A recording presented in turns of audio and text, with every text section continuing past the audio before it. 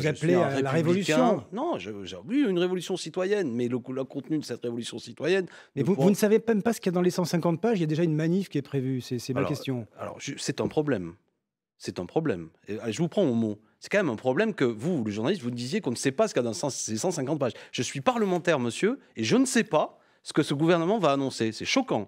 Ça justifie le terme, et vous m'interpelliez sur coup d'état social. Il y a un problème que quand vous parlez à un parlementaire, et vous n'avez pas tort, vous lui dites, alors que ça va concerner 18 millions de salariés, vous ne savez pas ce qu'il va y avoir dedans. Mais, incroyable. Mais quand alors ça va, non mais attendez, normalement, une chose aussi sérieuse que le code du travail devrait être débattue. Je devrais être, moi, le premier informé. Moi, j'ai fait l'honneur de dire qu'avec les députés Français Insoumis, j'ai siégé tout le temps. Je n'ai jamais séché une seule minute. C'est vrai qu'on vous a vu beaucoup. Non mais j'entends bien, mes collègues, pareil. Donc, j'étais attentif, et on est aujourd'hui le 28 août. Ce gouvernement va annoncer dans 48 heures quelque chose qui concerne des millions de salariés. Ça va passer sous une procédure rapide qu'on appelle les ordonnances. Et je ne suis pas... Alors, malgré tout, j'ai écouté. Je vous ai lu la presse. Même y compris, il y a des gens qui ont bien fait le boulot. Je pense aux Parisiens pendant les élections législatives qui avaient révélé des documents qui étaient des documents de travail, de la ministre du Travail. En gros, l'idée, on va se parler clairement parce qu'on a quelques idées. Parce qu'on ne connaît que 30 pages sur 150. Oui, bah, très bien. Mais moi, la philosophie, si je me trompe, vous m'inviterez, je serai le premier à dire, Madame la ministre Pénicaud, Monsieur Macron, je m'excuse platement. C'est un grand texte d'avancée sociale.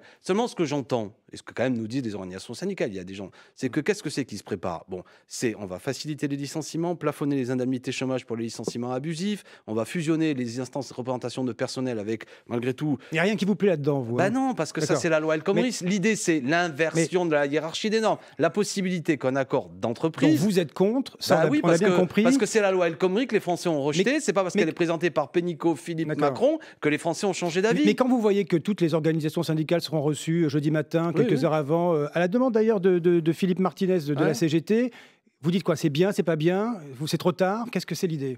On peut montrer qu'on discute. Parce que ça a l'air de leur plaire aux syndicats. Non, n'exagérez pas, n'exagérez pas. Ça n'a pas l'air de leur plaire. Déjà, la CGT est solidaire, ça ne leur plaît pas.